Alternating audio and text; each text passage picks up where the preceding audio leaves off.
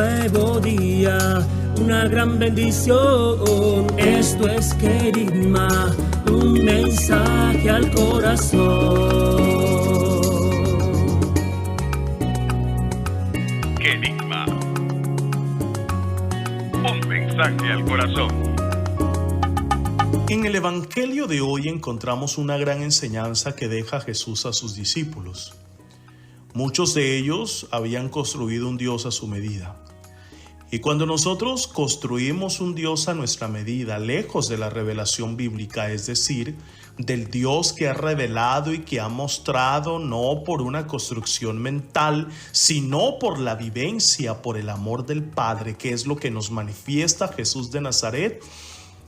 Cuando nosotros estamos lejos de esa revelación, terminamos descubriendo a un Dios con minúscula, construido por nosotros, que al final nos va dejando decepción y mucha tristeza. Porque regularmente buscamos a Dios cuando tenemos dificultades y cuando Él no nos escucha, nos decepcionamos, peleamos, discutimos con Él. Buscamos solo el Dios que está para apagar el fuego, es decir, es un Dios bombero.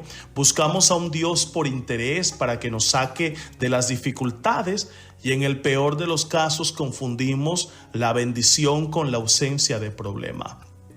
Y la revelación bíblica, el Dios que manifiesta a Jesús, que es su Padre lleno de misericordia y de compasión, es el Dios que nos acompaña, el Dios que se manifiesta en el dolor humano, pero el Dios que siempre trae novedad, cargada de tanta esperanza, para que nosotros podamos disfrutar de esa visión celestial, pero también de la esperanza de la resurrección.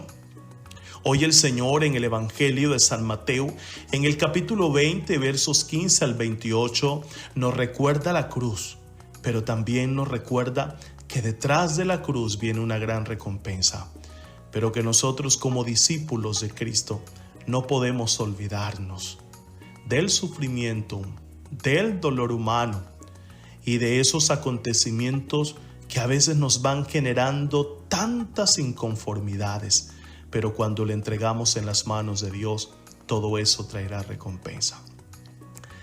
El texto nos recuerda que en aquel tiempo, subiendo Jesús a Jerusalén, tomando aparte a los 12, le dijo por el camino: mirad, estamos subiendo a Jerusalén, y el Hijo del Hombre va a ser entregado a los sumos sacerdotes y a los escribas, y lo condenarán a muerte y lo entregarán a los gentiles, para que se burlen de él, lo azoten y lo crucifiquen, y al tercer día resucitará.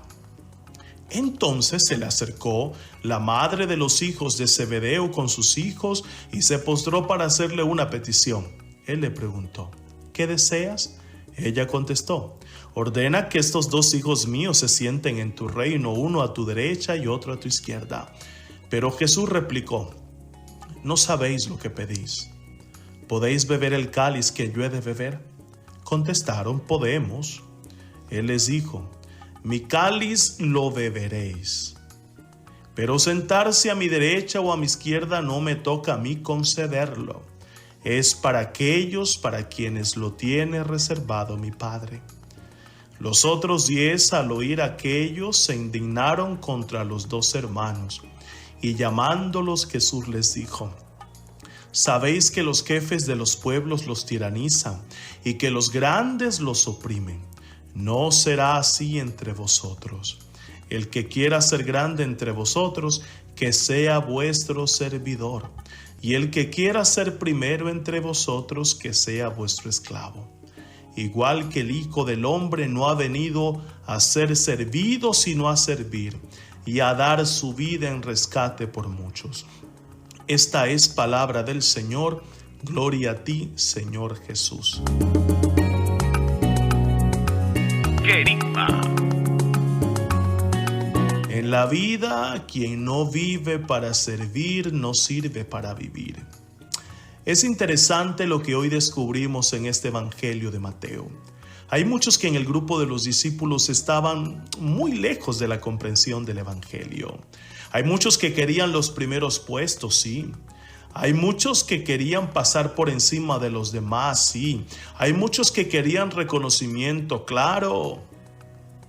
Y el maestro hoy les va quitando todas esas expectativas que pudieron en un momento ser buenas y que al fin expectativas humanas, deseos humanos.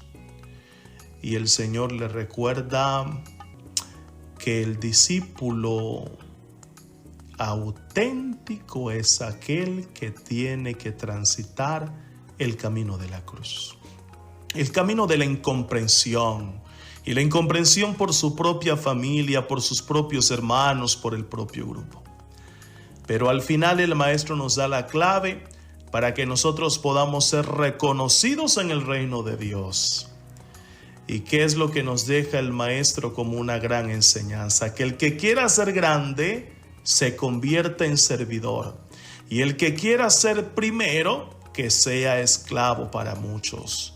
Porque el maestro ha venido a servir y no a ser servido. Eso es interesante cuando comprendemos la vida como una vocación. Pero hay muchos que no quieren servir, sino que quieren ser importantes. O en el peor de los casos, se valen de los pequeños y de los pobres para buscar su propio interés. Ay, queridos hermanos, esto tiene que llevarnos a nosotros a convertir la vida en una opción para servir, no para servirnos de los demás. En un camino para amar y para entregarnos, no para pisotear ni para pasar por encima del otro. Qué sabio es el Maestro y qué grande es Jesús, que nos ha enseñado que la vida consiste en servir y que el servicio consiste en entregarlo todo. Que Dios te bendiga y te guarde en el nombre del Padre, del Hijo y del Espíritu Santo. Amén. Esto es Querigma, un mensaje al corazón.